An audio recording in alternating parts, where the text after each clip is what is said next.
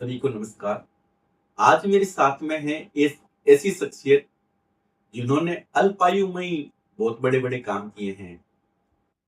जब वह स्कूल जीवन में थे तब उन्होंने एबीवीपी में बहुत अच्छा काम किया और अच्छे संगठन के पदों पर रहे। उसके बाद में क्योंकि वह संघ पृष्ठभूमि से आते थे, तो जब तिवारी जी ने अपनी अलग पार्टी बनाई, तो वह तिवारी के लेफ्ट हैंड होकर उन्होंने काम किया। और उसके बाद में उन्होंने भाजपा की ओर रुख किया और अच्छे उनके कार्यों को देखते हुए भाजपा ने कुछ दिन ही पहले उनको भारतीय जनता पार्टी राजस्थान का प्रदेश प्रवक्ता है जो बनाया है। और उन्हीं के गुणों को देखते हुए, चूंकि वह गुजरगोड़ समाज से आते हैं, इसलिए उनके गुणों को देखते हुए गुजरगोड़ समाज ने उनको युवक संघ के राष्ट्रीय अध्यक्ष का पद सौंपा है। जी हाँ, मैं बात कर रहा हूँ भवानी पाईवाल की। आज मेरे साथ में स्टूडियो में है भवानी पाईवाल। आइए बात करते हैं उनसे और उनके जीवन के बारे में जानते हैं।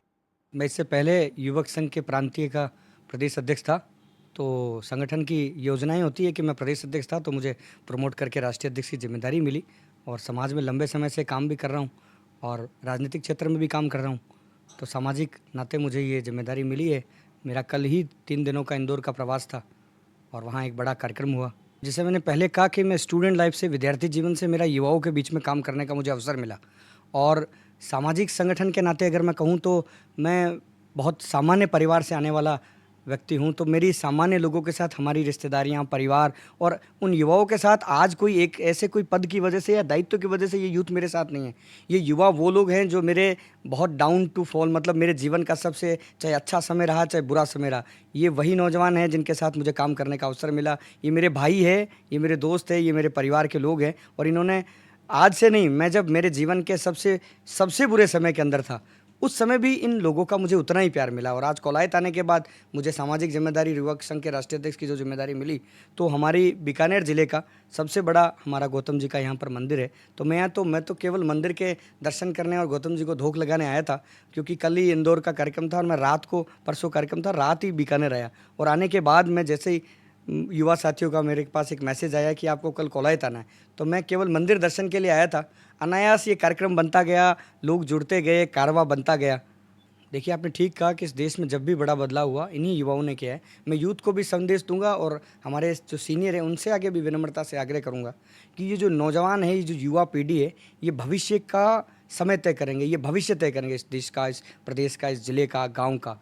इसलिए युवाओं को तो मैं ये कहूँगा कि आप लोगों को एक बहुत डेडिकेटेड वर्कर की तरह काम करना चाहिए, समाज के हर तबके के बीच में जाना चाहिए।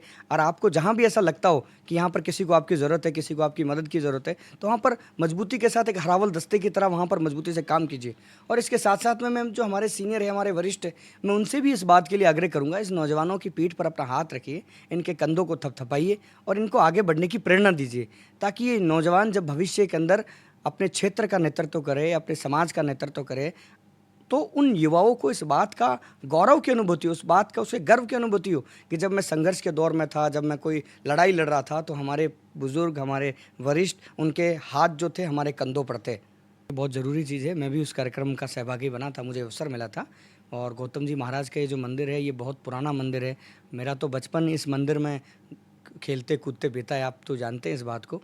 तो मैं तो इस मंदिर के साथ मेरी आस्था भी जुड़ी है और मेरा स्मरण भी जुड़े हैं। तो देखिए, कोई भी मंदिर, देवालय, इनका निर्माण तो होना ही चाहिए और भव्य होना चाहिए। मैं बहुत इसको सकारात्मक रूप से लेता हूँ।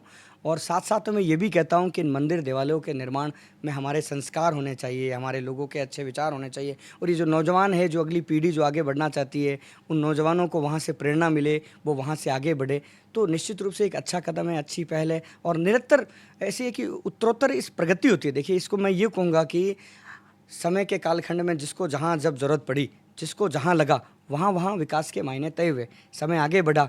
जैसे एक ज़माना था तब हमने पत्र लिखे, खत लिखे, और आज एआई का दौर है तो हम सोशल मीडिया के माध्यम से, एआई के माध्यम से। देखिए, समय के साथ चीज़ों के बदलाव होते हैं और चीज़ों के बदलाव समय के साथ होते रहने चाहिए। देखिए, ये मेरे कद से बड़ा सवाल है। मैं 33-34 साल का बच्चा हूँ। मैं अभी समाज में क्या होगा ये तय नहीं कर सकता। ये मैं तो कहता हूँ कि ब्राह्मण कहीं भी है, उन ब्राह्मणों का आपस में स्नेह, संबंध, प्रेम और तमाम चीज़ें। लेकिन मैं आज उस अवस्था के अंदर नहीं हूँ कि मैं समाज में क्या होगा क्या नहीं होगा इन चीज़ों को मैं निर्धारण करूँ। मैं तो छोटा सा सिपाही हूँ, कार्यकर्ता हूँ। मुझे जो बड़े बुजुर्गों का आशीर्वाद मिलेगा, मुझे तो उनके आदेशों की पालना करना है। आपने मुझे इस पॉडकास्ट में बुलाया और आपने मुझे यहाँ पर अवसर दिया बात रखने का, उसके लिए बहुत बहुत आभार।